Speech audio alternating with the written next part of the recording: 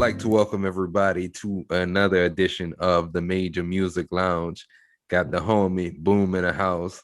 What's good, man? What's good, man? I'm good, bro. Anytime I get to sit down and chop it up with you, that's a good day, man. Yeah, man, I'm good. Thanks for having me, bro. Oh man, no problem, man. I thank you for coming on. It's been a while. We see each other, of course, away from the show, but I mean, I hadn't had you on any of the platforms really since the Producers Corner. Had you on there a Yeah, couple of times, and ironically, twice we had Corey on just a one-on-one interview, and then we had the Producers Corner reunion, and both gotcha. times he mentioned you as one of the his favorite interviews that we Oh, did. that's dope. Yeah, That's man. what's up. Shout out Yeah, to tell Corey. Corey I said what up. Yeah, Man, for sure. yeah, so we wanted to just talk about a couple of things.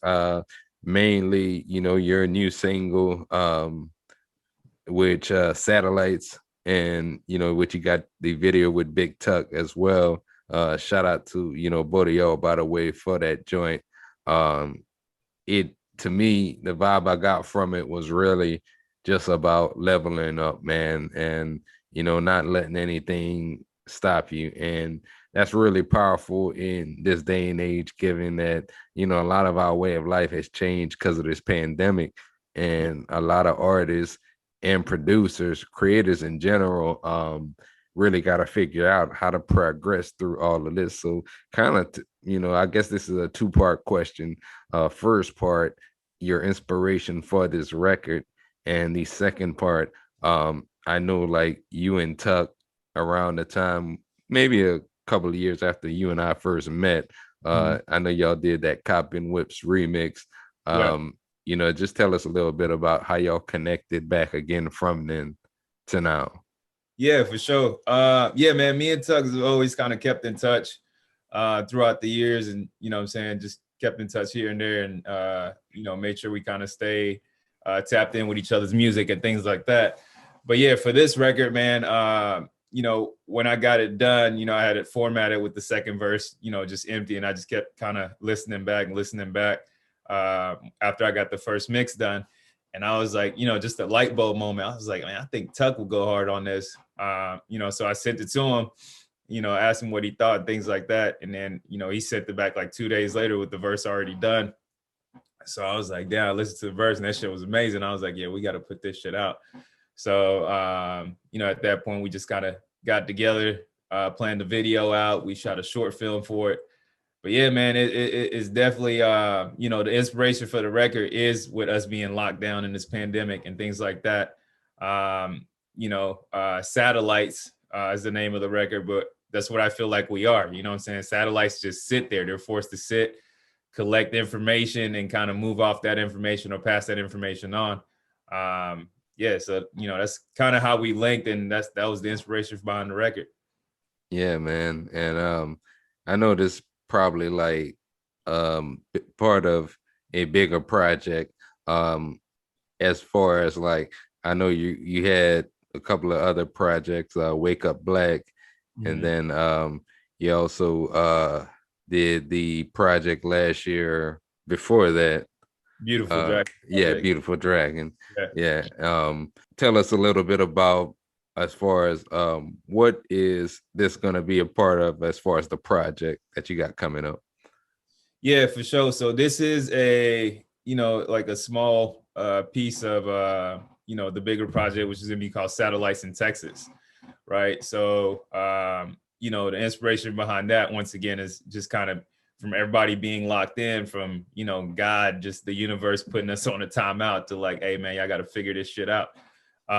So that's kind of the bigger picture for that whole project. It's called Satellites in Texas. The acronym SIT for Satellites in Texas, also which spells out sit, because we're all been forced to sit and Sit just down. kind of yep and replan, re-strategize, remobilize, and just have different strategies for this new world that we're gonna live in. Because things they're not going to be the same moving forward. Even when things open back up to 100% fully, people are still going to move more cautiously. People are going to be more strategic. It's just about being what type of humans we are. So that's kind of, the element of the album is just talking about how do I stay, motivated in these times? How do I strategize in these times? Um, who am I? What kind of information can I pass around in these times? How can I still level up in these times? But that's initially gonna be, the gist of the album. Yeah, yeah, man. And it is very true, kind of like we've been talking about throughout this whole time. It really forced artists that, maybe their strong suit was being out there, touring or in their Right, own communities. right, Now, they may not have had a background or any type of knowledge in promoting themselves online via social media and right, how to market and advertise online.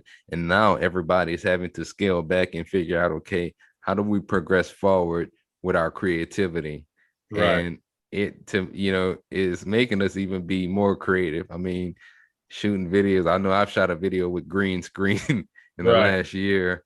And then Yeah, yeah, you just got to yeah, be more innovative now with how you create. And honestly, I'll probably say as far as the time that I've been creating music, I've probably had the most fun in the last year. And it's yeah, kind of forced me to think outside the box in terms of creativity. for sure. Because at this point, it's just like we're all forced to be extra creative, right? We're all creatives, but now there's that element there where we got to be extra creative and think outside that box. So yeah, you're absolutely right, because just because shit is shut down doesn't mean you can't get things done. You just got to do them a different way. So yeah, that's definitely a you know what I'm saying, a huge piece of it. Yeah, man. I totally feel that. Um, what I wanted to kind of discuss, and we've been knowing each other a while, and then Mhm, some of the viewers probably have seen you on a producer's corner before. But mhm, for the viewers that may not know much about you, just mhm. tell them a little bit about, how you got started as far as being an artist and maybe some of your influences growing up in Atlanta. Yeah, for sure. I mean, the start is pretty simple, man. My older brother was a producer along with his best friend, Jason. They made beats, they rap, things like that. He's 5 years older than me, but just with me just hanging around with them and things like that. I was always huge in like literature and writing papers and things like that. Always took like English class, writing classes, things like that, very serious. Those were always interesting to me. So just hanging out with them and just kind of eventually just starting to write to kind of beats they were making and things like that. That's how I got started. But the inspirations, being from Georgia, being from the South, things like that. Outkast was huge, of course. Goody Mob was huge. Uh, Big Timers was huge. Pastor Troy. Specifically with like Outkast and Goody Mob, the things they made just didn't sound like the traditional rap that was coming out of Atlanta or the South. You know what I'm saying? It just had a futuristic elements on it. You know what I mean? They were talking about like aliens and spaceships and just all types of different things that that made you think outside the box. So I tried to when I started, a lot of that was kind of mixed into my music as far as just inspirations that I caught from them. Uh, you know, which is kind of the reason a lot of the stuff I make either sounds futuristic or is just like deeper layered than just basic elements. Yeah, yeah. And word to you on that. Um, and we've talked about this, over the years as far as like there's I felt there was always a lot of parallels in the South to the culture in Louisiana and Atlanta, in Georgia, Yep. in terms of the music, because 93, 94, and you probably know, a little bit earlier than that, maybe some artists that were out there, but like that's kind of when we were starting to get hip to like Outkast, Goody Mob, and then from there kind of went to like T.I., and Yeah. then just generation after generation. And then during that time we had like Master P, and Yeah. then Cash Money coming up around that time, Mystical. Yeah. So it came to a head, I would say, in the early 2000s, and I felt like from 2000 to like 2010 probably, the South was really kind of like at the forefront of music. Now Yeah, it's kind of like everywhere now. I yeah, don't feel like, I mean, you got down South production and you know, down South vibes, you got yeah. West Coast beats and things like that. But I don't feel like artists are caught up in this box anymore where, oh, you know, I'm from here, so I gotta record Got this it way down like type this. thing. Yeah, Yeah. yeah.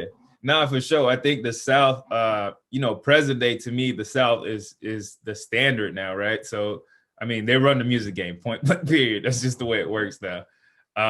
And I think part the reason it became like that is not necessarily, you know, what was being said on the records, but the fact that, you know, they weren't allowed in the traditional doors, right? So, you know, it was, oh, y'all sound like this, it's country rap tunes, it was whatever it is. They weren't necessarily allowed on radio right off the back, things like that. So I think they just found ways to hustle out of the box to get directly to the people and kind of cut out the middleman, which was, you know, record labels and things like that, which at the end just forced record labels to gravitate to the South because they just knew, you know, it don't matter how it is, they're gonna figure it out. They're gonna get to the people, they're gonna get the music directly to the people. And I think that, you know, from that, the South totally changed the music industry, you know, Yeah. just direct to consumer. And you know, it's kind of interesting that you say that because when the South was kind of coming up, that was when digital music started becoming more Yep. of a thing. Right. And you talk about independence. I mean, in the 90s, you had these guys selling CDs out of their trunks. Trunk popping trunk. Yep. Yeah. I mean, driving across the country. Yeah. And I mean, now it got to a point where, you know, the independent game just got better for everybody, really. And they started distributing their own music. Right. And it just, yeah, it propelled a whole nother generation of artists. And I felt like, you know, a lot of the artists probably from our generation and the ones coming up after are a Right. lot more business savvy when it comes to releasing music. Right. Yeah. Yeah, for sure. Because what it did is it just forced you to be more well-rounded, right? Because although you wanted to just, man, I just want to be in the studio making music, man. I don't care about that. I want to be in the studio making music. I want to be making beats. I want to be writing rhymes. But it's just like, you got to get your business straight, though. Like, you know what I'm saying? Because at the end of the day, you know what I'm saying? Like, yeah, we're creators, but it's also a business on the back end, and you should be getting paid what you're worth when you put that music out, right? It's only fair to you as an artist, as a beat maker, as a producer, that once you throw that out to the world, that every penny, I don't care if it's a dollar, but every penny comes back to you the way it's supposed to come back. So I think it just forced everybody to you know, be a clearer business person, when everything changed. Yeah. Yeah. Yeah. You know, what I wanted to also do, switching gears, is we talk a lot also about like just a lot of these social issues that are going on across America. Mm. And one of the things that I've always admired about you, you know, standing afar, is how you continue to use your platform in order to send out, you know, the message, in Mm. order to talk to your fans and bring awareness to like racial equality and, you know, and things of that nature. So Right. big ups to you on that. I kind of want to rewind back to the Wake Up Black video, and just the whole concept for the song. Where did the inspiration for that come from? And, you know, do you kind of think that people are starting to wake up? What's your thoughts on our current state of affairs in America? Yeah, man. On that piece of it, I was just doing like simply just trying to do my part, right? So to me, it's like, it's like I can't help you pay your rent if I don't pay my rent first, right? So as Black people, we're gonna have to carry the majority of the burden of fixing the problem, right? So we want other races to jump in and help us and allies and things like that. Like, I don't think there should be one Black person in America not doing their part, right? Staying silent is not doing your part, right? So if we have all these Black people not speaking, right? How do we expect shit to get fixed, right? I shouldn't even feel comfortable watching a white person march, but watching a Black dude stay at home, or You get what I'm saying? Like Yeah. it's just it doesn't add up, right? The math is wrong, right? So that's all I was doing with Wake Up Black. And even before Wake Up Black, I was marching, I was protesting, I was talking about it on social media. I was just being as active as I can and just doing my part. It doesn't matter how minute or how small, my part counts, right? So I know people, I have a platform, whether small, big, medium, whatever it is. Whenever I speak, people will listen. I don't care if someone has 10 followers, your 10 followers will listen, right? So that was it, pretty much. It will Wake Up Black. It's like, how can I, in a creative way, put more miles on this message that I'm trying to get across, right? How can I help my people? How can I help people that don't look like me understand how we feel, But that's an issue. That was it, man. Even when I did that song, I had just released a whole pop album before that, right? So I had just released Beautiful Dragon, and that's a love album, right? I'm on there singing the majority of the album, but I had to put all that shit on pause because real life came in the door, right? And it was just like, all right, putting all this shit on pause. I got to deal with real life because this affects real people. You know what I'm saying? Yeah, Yeah. yeah. And I mean, I can remember maybe a little bit before you recorded that song, because I think it was May. Yeah, it was May. It was Mm-hmm. around Memorial Day when the whole George Floyd deal Yep. happened. Yep. And probably like I think in April, I dropped my new album at that time, MPH. Yep. But I like remember. I was trying to promote that. And I had actually started working on the album that I dropped in November, the Quarantine Files. I had probably Right. 80% of that album done. And then that happened. And it kind of like it made me kind of switch gears because I even had some other joints that I didn't release for that album that was supposed to go in there. And then that's when I recorded Every Day. And then there was another joint I recorded on that album as well. But it kind of sent me into a I don't know, for a minute, it was hard to create. I won't lie Yeah. to you around that time Yeah. because I was I agree. I was so mad and it's kind of like you turned on the news, you saw people every day on like CNN protesting, Yeah. from Dallas. You saw people in Minneapolis. Yeah. You saw people in London. London, the Yeah, UK, other that countries. shit was crazy. Right. Right. And for them to really see what's going on here and to get out there and feel like they have a need to get the message out, that was powerful. Very powerful. Yeah, I think part of that is, you know, it was a boiling pot, right? So it was always boiling, back from the beginning of time. But most recently, like since Trayvon, Tamir Rice, Breonna Taylor, George Floyd, Ahmaud Arbery, it was boiling. But I think George Floyd, because it was 8 minutes and 43 seconds, like it was clear. So pretty much if you're talking to your white friend or someone from another race and you're telling them, man, I deal with this shit all the time. And they might be like, yeah, yeah, but they don't feel you. They don't walk your path, right? So when you leave them and you're driving home and you get pulled over and you're getting harassed and you can't do simple things without, your skin being weaponized against you, I think those 8 minutes and 43 seconds for everybody that was sweeping racism under the rug, or everybody that has a heart that was sweeping racism under the rug, was like, oh shit, I see what they're talking about. Like, you know what I'm saying? It was like clear as day for them at that point.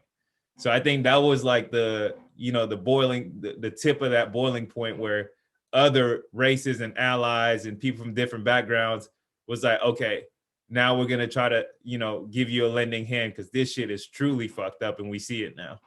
Yeah, and it really forced people to really pick a side because Exactly. you couldn't, kind of like you were saying earlier, number one, you couldn't be silent. Not at all. And then of course, you had those friends at one time that that like comply with the law, or maybe Oh George yeah. Floyd shouldn't have Right. Right. tried to pass a counterfeit bill. They Right. just listen to what Fox News get on there and Exactly. say. Exactly. And that was the people that a lot of them we had to cut loose. Hell, I've Exactly. been cutting them loose before that, to be honest. Got to, man. You got to, because no, this is how. like that whole situation, it honestly fucked with me mentally, and it should, right? Because I'm black, right? It should fuck with me mentally because it was a fucked up situation, bro. But this is how deep that situation was, right? I watched people I knew, like online or whatever it is. Now I took notes on my phone. I got names on my phone of people that didn't say shit to this day, just so I can know personally where the fuck you stood. Like, you know what I'm saying? Like, I literally have notes on my phone. I was like, okay, you just not gonna say shit? Yeah. Like, you just not gonna say shit, bro? Like, you see how fucked up this shit is? You just not gonna say shit? I'm notating it so I don't forget. So I don't, in a year from now, I don't sit there and have a conversation with you and forget. Because I'm gonna Yeah. mention that shit to you because that shit is real. Yeah. Yeah, Yeah. man. And it's even people that you've been knowing over like 20 years and shit, Yep. you know, that you gotta kind of go a different direction with.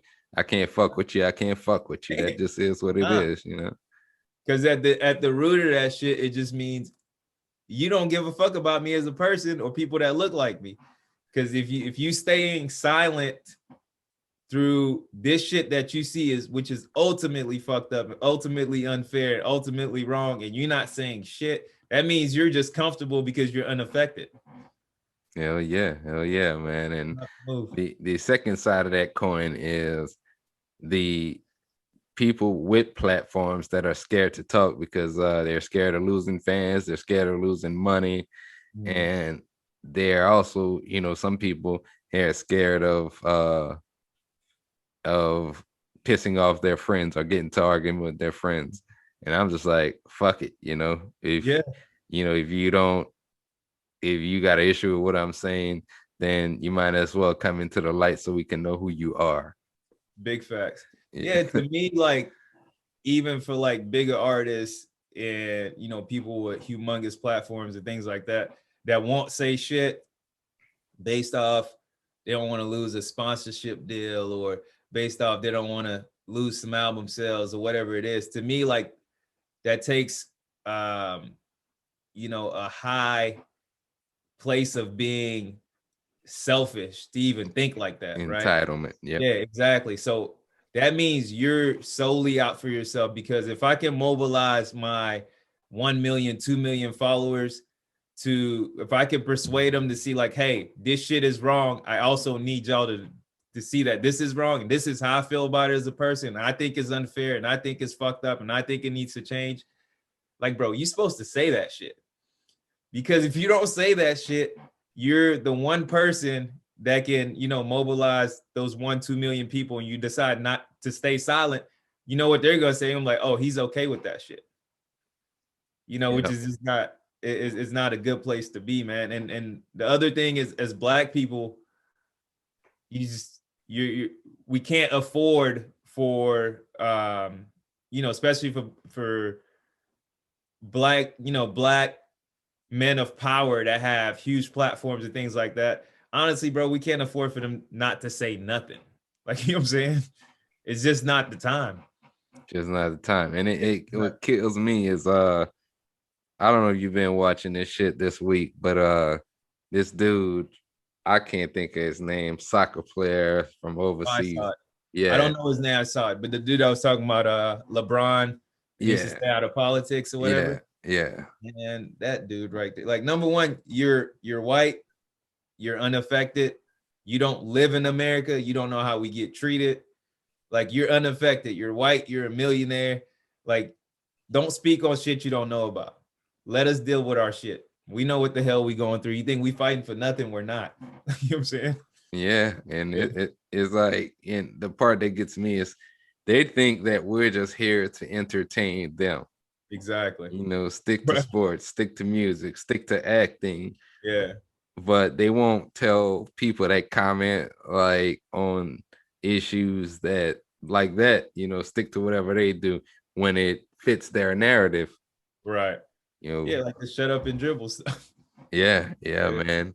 And that's one thing. We'll never just shut up and dribble. We'll never just shut up and write music. We're gonna continue. Hell, put it, well, we've already proven both you and I made music about it. So Exactly. you know.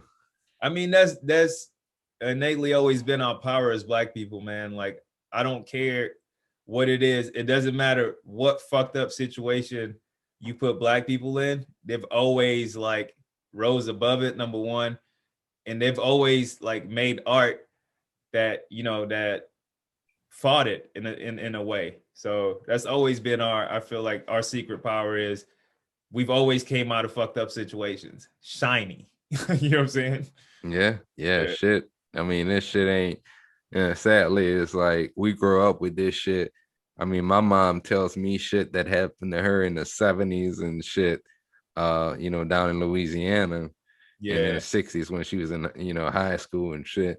And it's like, sad part is we're still dealing with a lot of this same shit today. Ridiculous shit we shouldn't Ridiculous. be dealing with, shit we should be way past, as a country. But the problem is when you sweep problems under the rug, nothing's truly's ever gotten fixed. It's just they've been hiding it better. Like, you know what I'm saying? But now, luckily, with social media and camera phones and things like that, it's just re-exposing the shit that's already been here.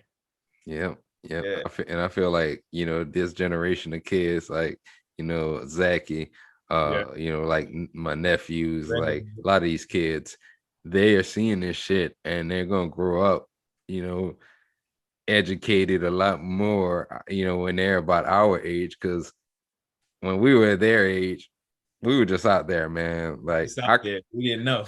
I could remember there were like old racist, women in the neighborhood that I grew up in, Yeah. calling us black trash and Yeah. shit. Yeah. And I could remember kids in school, calling me worse than that. Right. And, Right. I didn't, you didn't really think about it much back then, but now it's kind of like, man, that was fucked up. Super fucked up, man. But that's to me, that's what makes us stronger than, you know, people that have a different walk than we do, because there's a lot of shit that we were forced to carry, we didn't even know we were carrying the shit, right? So, that's why it's like it's to me it's always harder to break a Black person down, just because there's so much shit that they already got on their back, so many scars and so much shit they had to carry that you don't know about, that they continue to carry, like, you know what I'm saying? And it's just, that's why when Black people make it and they're successful and things like that, man, people don't know they had to do 200 more things than the other person that got there. Like, you know what I'm saying? Yeah, and that's what kills me when people talk about people like athletes don't know anything about oppression because they're paid. No. It doesn't mean that they wasn't once paid, Right, not paid. Yeah, exactly. Yeah. Yeah, even on that part is just like on the flip side of that page is there's certain Black people that think that money will graduate them away from being Black. Like, you know what I'm saying? Like, I mean, I got a couple M's in the bank. Now I can walk a different path and I don't have to, suffer prejudice and all these different things. Man, it don't matter if you're a billionaire. When you walk outside and people don't know your face like that or whatever it is, like, you just another Black man. Like, you're just another Black person that's going to, get the same exact treatment as this Black person that's making $10 an hour. And they don't care. They're going to see you in the same basket. it's like Jay-Z says, still a nigga. Still a nigga. They still a They nigga. don't get that. Yep. And that was my issue with Ye.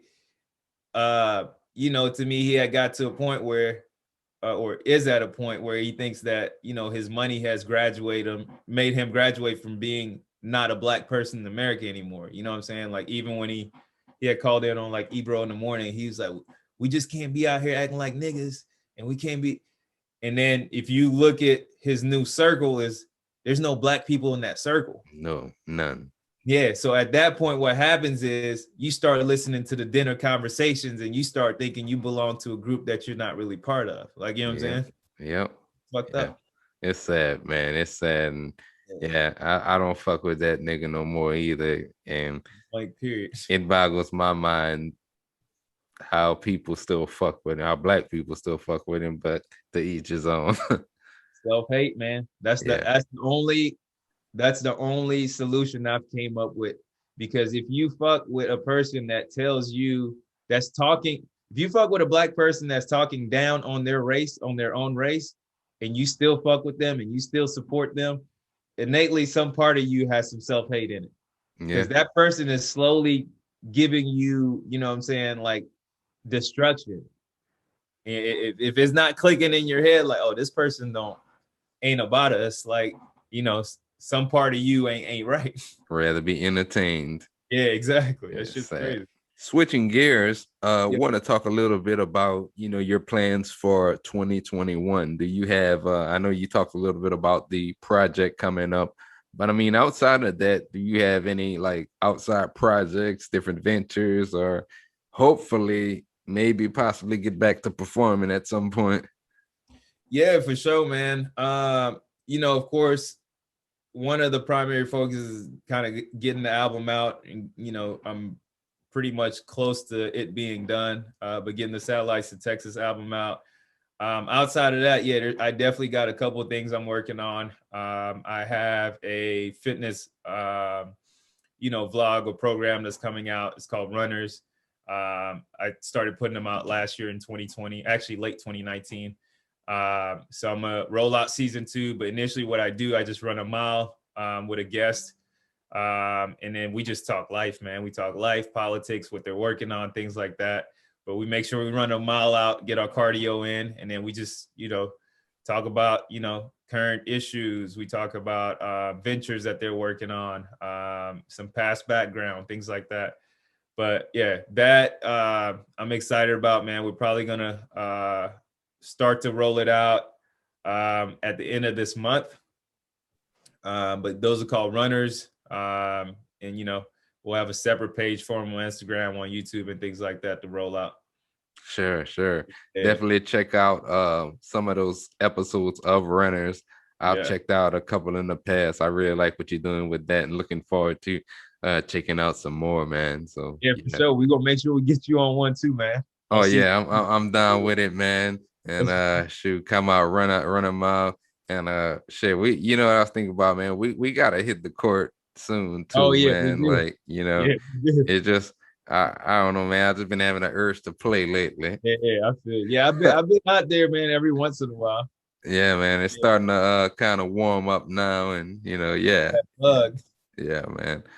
So one of the cool things just from the outside looking in with me is you got a chance in the past to work with artists like Lil Kiki. Mhm, Shout out to Lil Kiki. mhm. I grew up really listening to, like, I remember his first album, Don't Mess with Texas, back in like 97. Yep. And is there anybody you want to work with in the future? If there was maybe one artist that you didn't work with before but would like to work with, who would that be?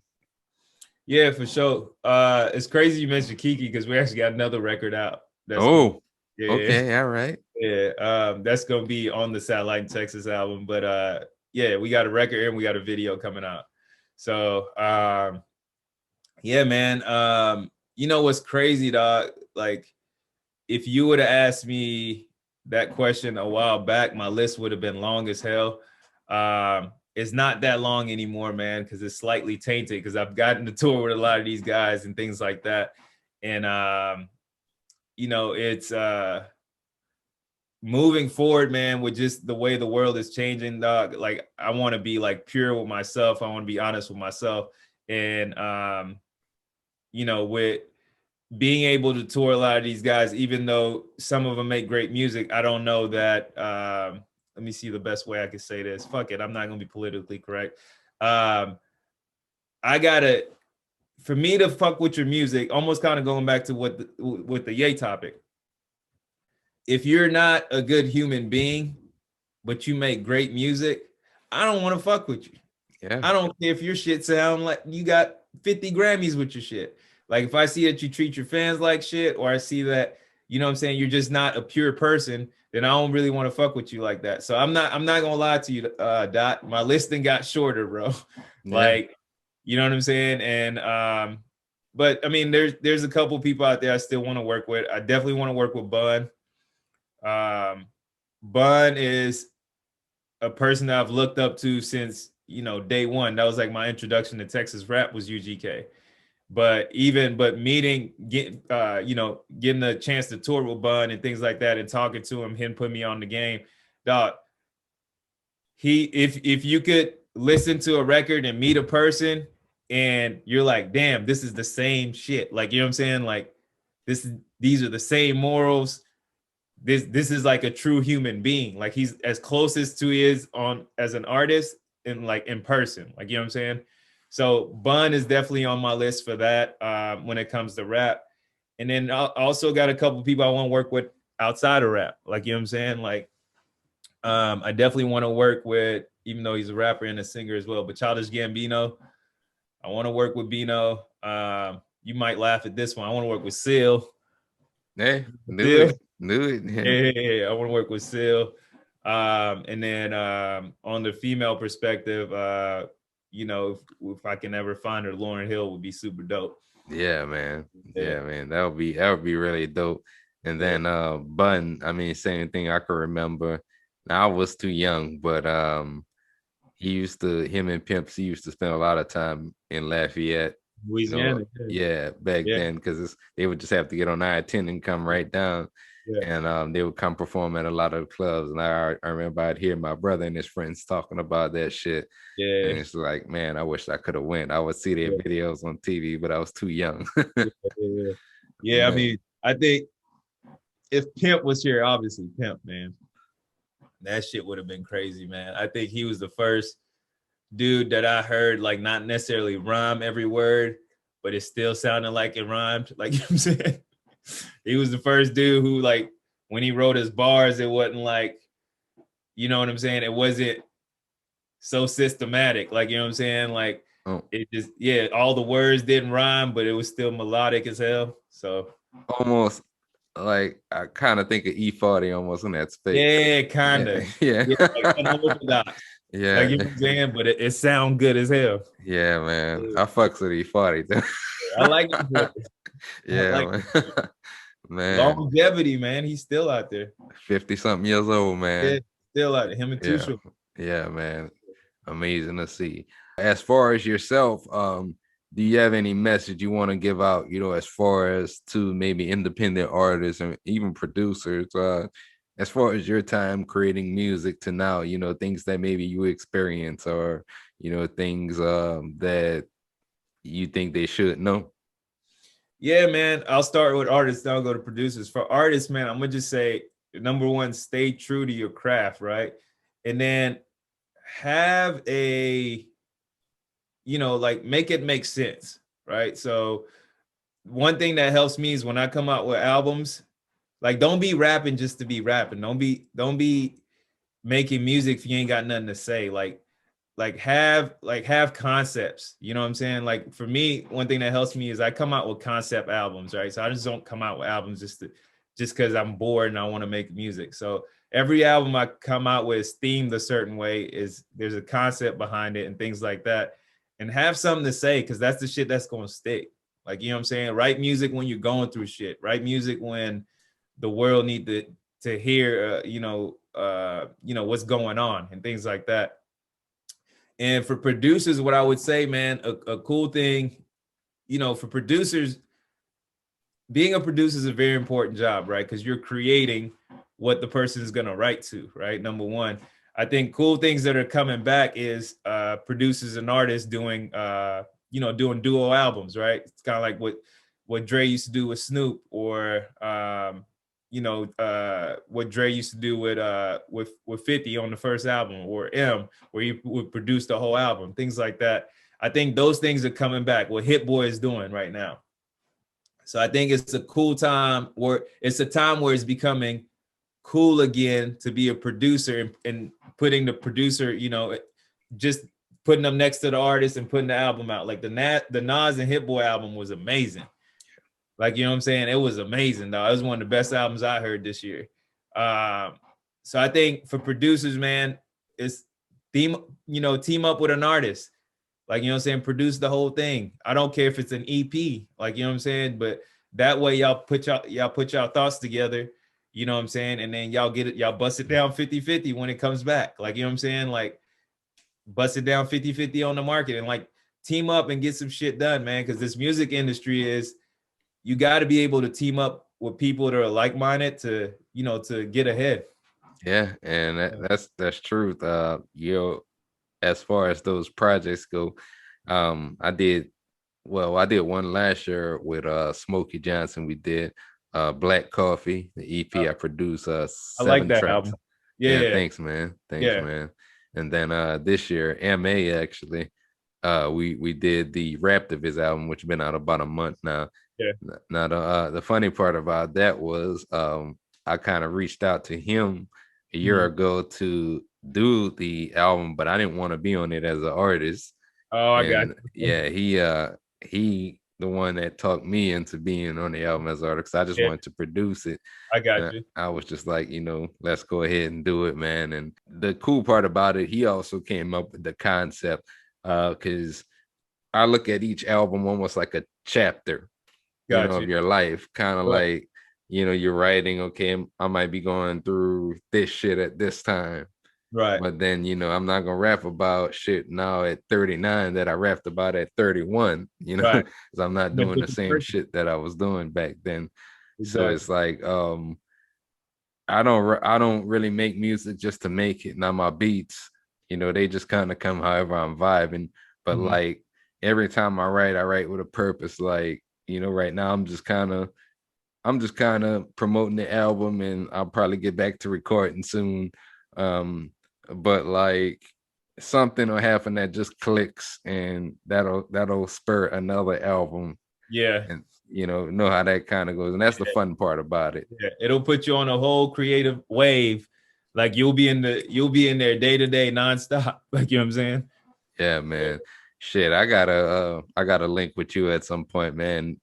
Definitely want to work with you and shit, get something Yeah, done. we gotta knock out an EP or something, man. Yeah, man. I'm gonna start sending you some packs. So, stay Yeah, out. I'm ready. Yeah, man, I I'm got ready, you. man. Yeah.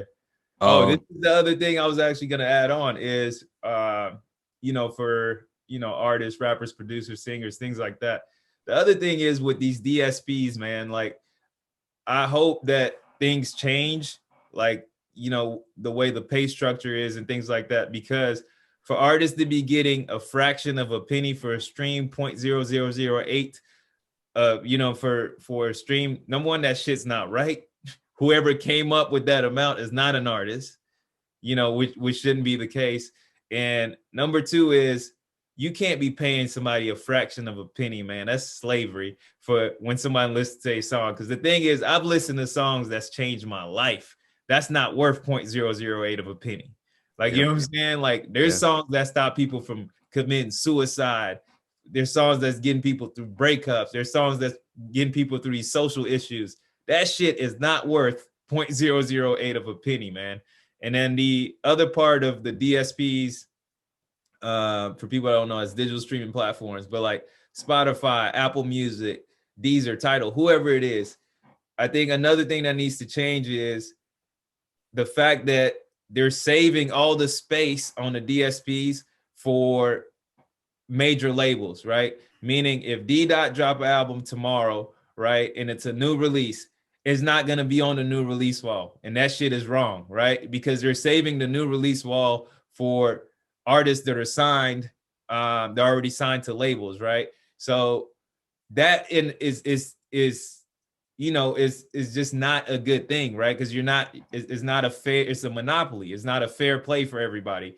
Because if they put Dee Dot on a new release wall, right? Dee Dot drops something. Drake drops something. I don't care if Dee Dot's on the 15th page of the new release wall, right?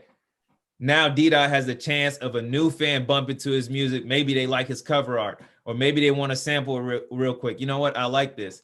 To me, that's fair. Like, you know what I'm saying? Because when you have a new release wall, but every artist on there is signed, you're lying to the people.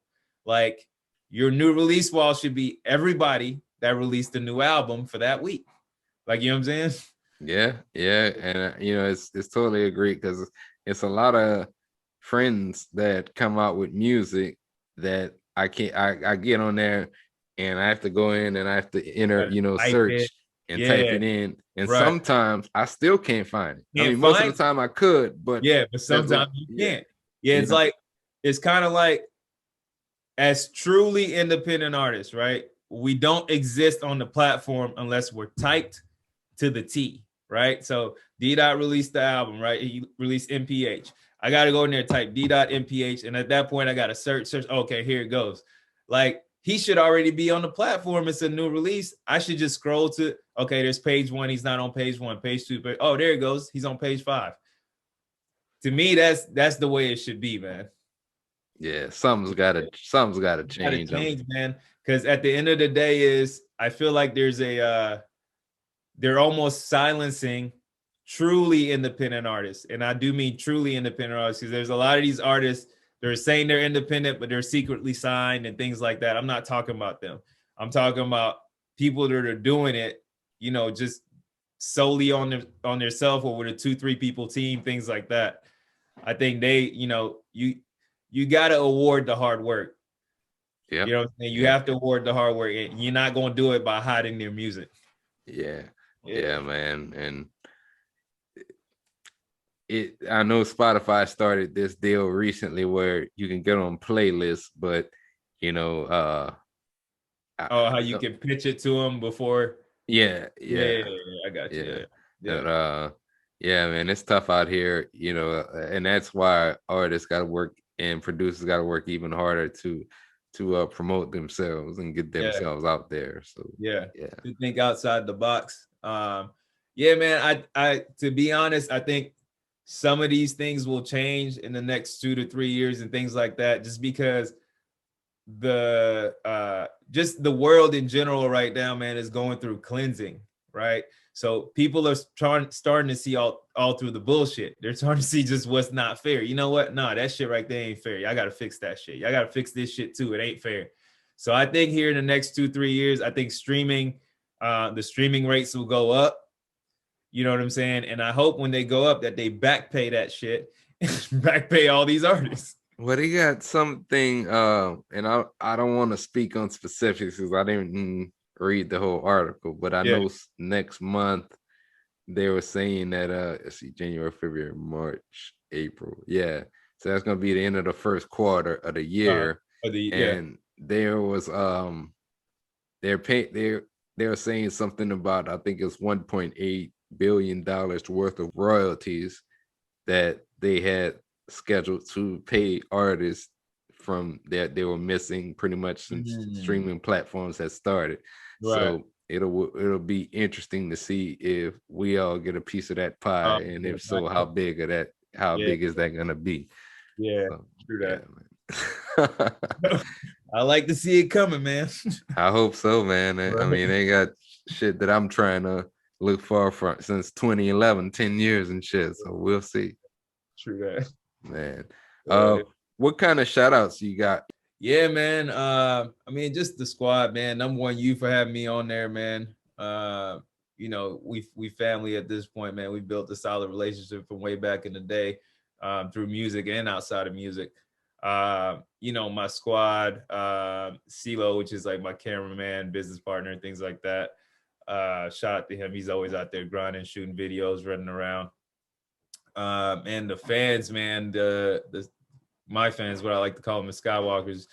I've kind of rolled out a thing where through this pandemic, I'm not gonna sell any merch. So if you see anybody with Skywalker merch or Boome and the Skywalkers merches, they got it for free, right? So I've been doing fan giveaways and things like that. I'm gonna continue to do that, and I'm not gonna go back to selling merch until I feel like the world is in a decent place.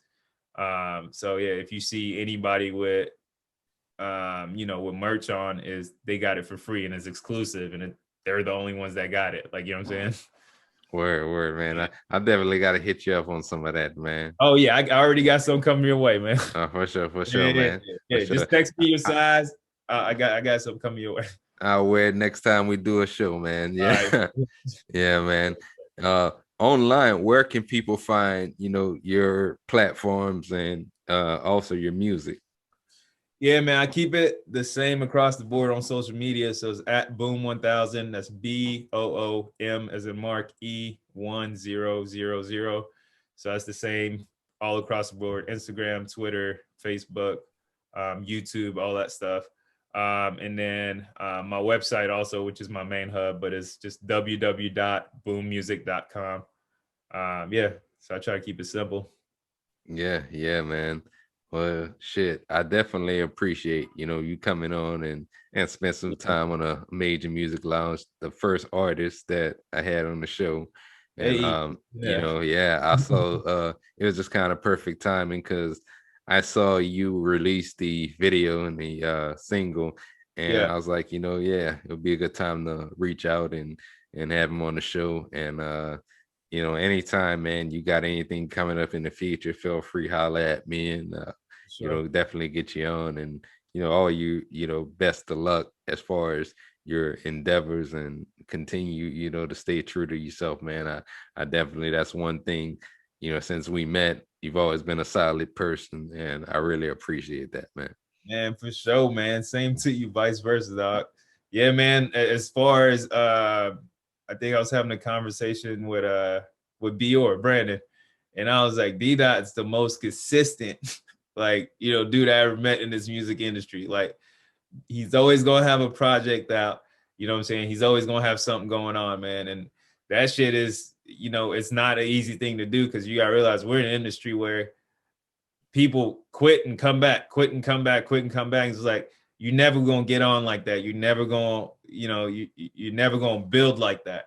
You know what I'm saying? And that's I definitely want to give you your flowers on that, dog. You've always been consistent, man. You've always gotten better by day, and you've always like put your talents in different places, like podcasting, beats, writing raps. Like, you know what I'm saying? Like you've always put like, and I'm not just saying all these different things, like good at all these different things too. Like, you know what I'm saying? It's one thing to do all these things and not necessarily be good at them, but you're good at all these different things, which is a good thing, Appreciate. man. Yeah, Yeah. man, I appreciate it, man. And it was just kind of like a perfect storm. I still remember, and I don't want to talk too much about, what we did at one time, but I just Yeah. remember going back to, like, I remember I went on a vacation, and then Yeah. I came back to the job, and you were there, and Yeah. then we just started chopping it up around that time about I think I was fucking with that Reason. And Yeah. I remember. yeah, I remember and that. Yeah. one thing just led to another, and we just started making music, and here Yeah. we are, what, 15, 16 years later, man. It's just kind of crazy how time flies. Yeah. Yeah. For sure. Man, that's how this thing worked, man. Just bouncing off, different creative minds and things like that. And we're still here. We're still here doing it, man. We're still here enjoying it. And that's the mission, dog. That shit is gonna you're building to something. Like, I already know you're building to something, but we're here having this conversation. But 2 to 3 years from now, whenever it is, you're gonna look back, be like, damn, like look how far I came, but it's gonna be back from that conversation you're talking about. You've been building since then. Like, you know what I'm saying? Yeah, man. Yeah. Gotta keep on building, man. It's gonna get rough sometimes. It may, shit, going through like fucking deaths of family members, and uh no transportation, and whatever the fuck else life brings at you. And you gotta find a way to weather all of that shit.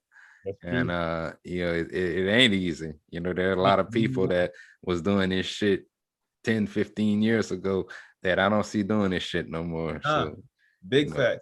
Like, because the thing is, like, have you ever heard, like, I've never listened to an artist that's had longevity and is an amazing artist never go through shit.